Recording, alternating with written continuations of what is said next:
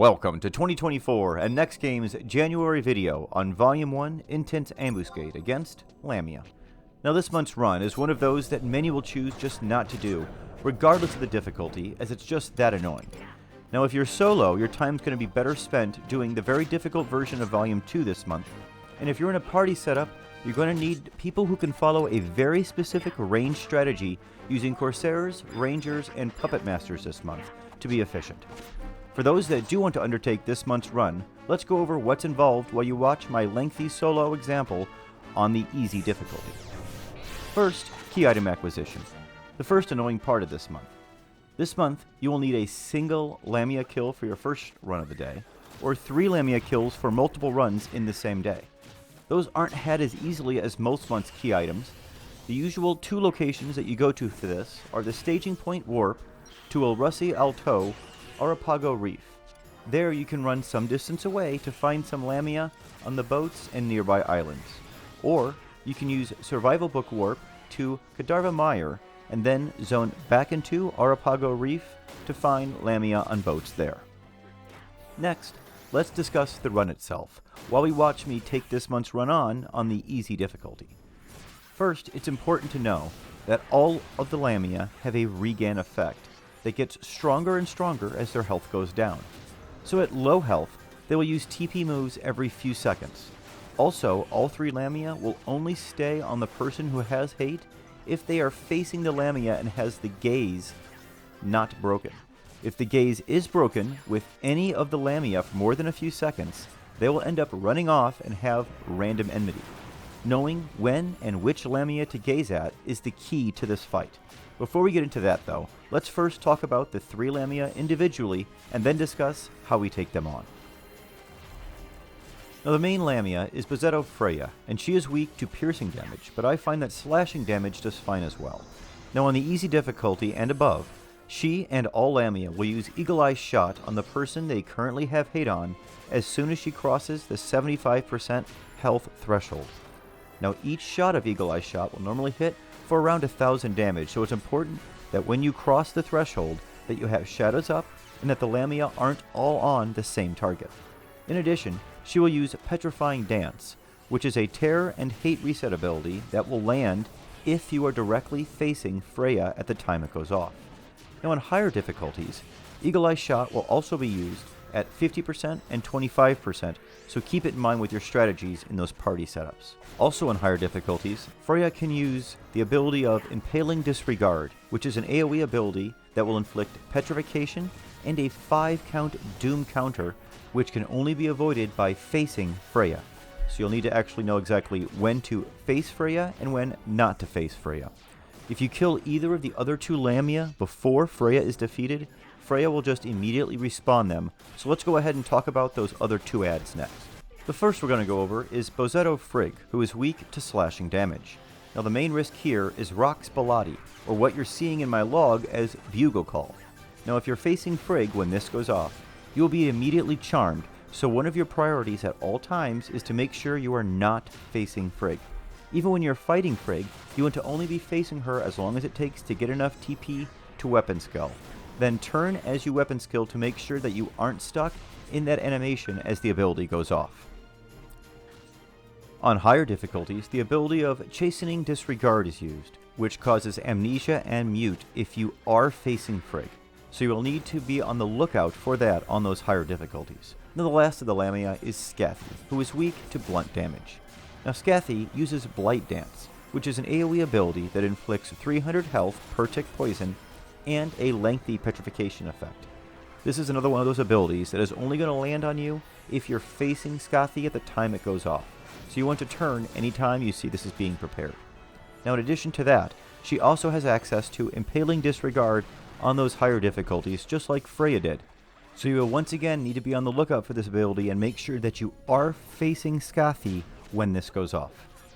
Now that we have gone over what each Lamia is capable of, let's discuss how we deal with it.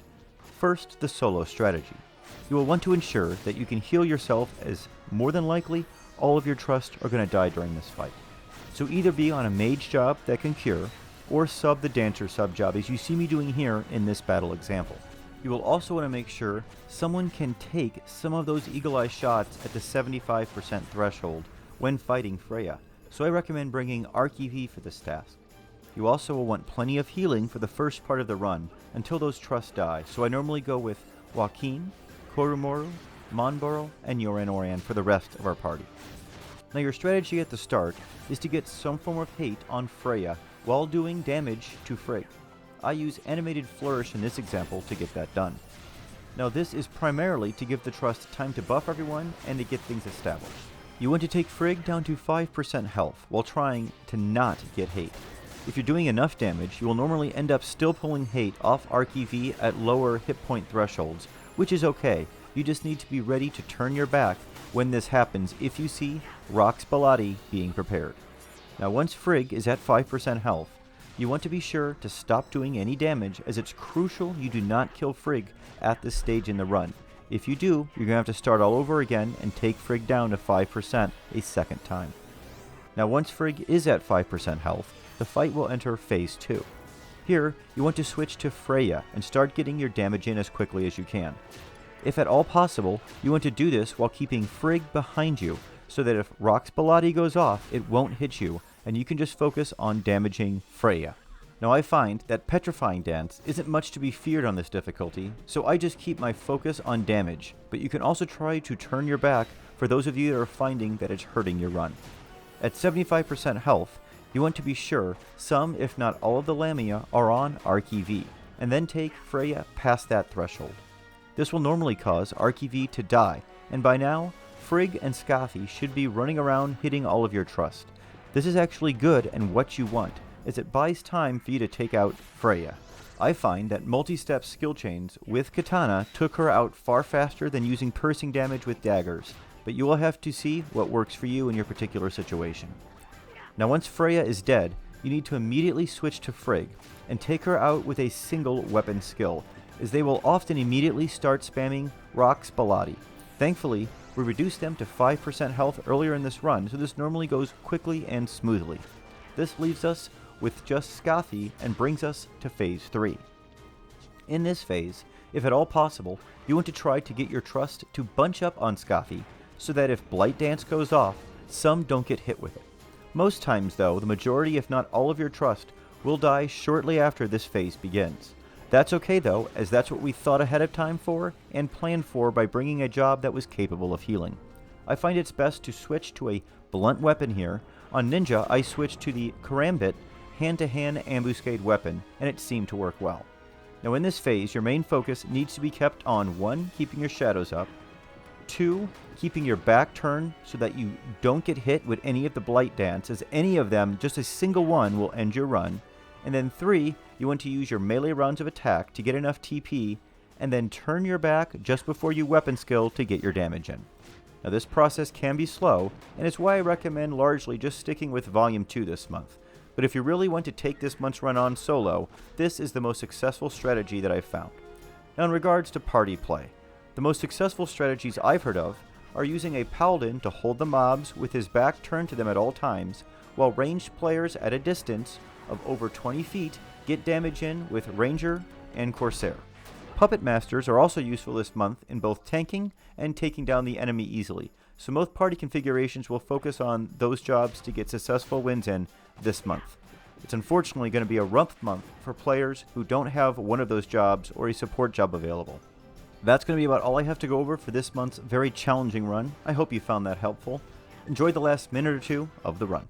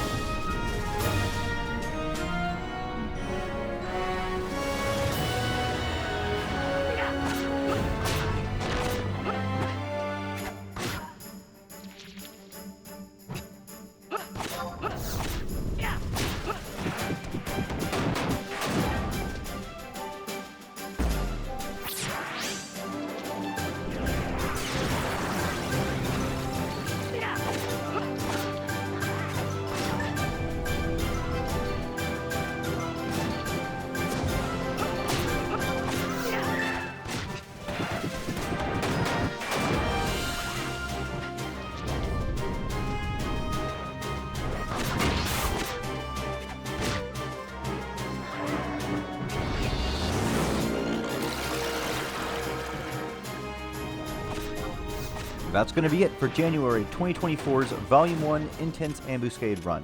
Thanks so much for watching, everyone. Have a great month. We'll see you next time.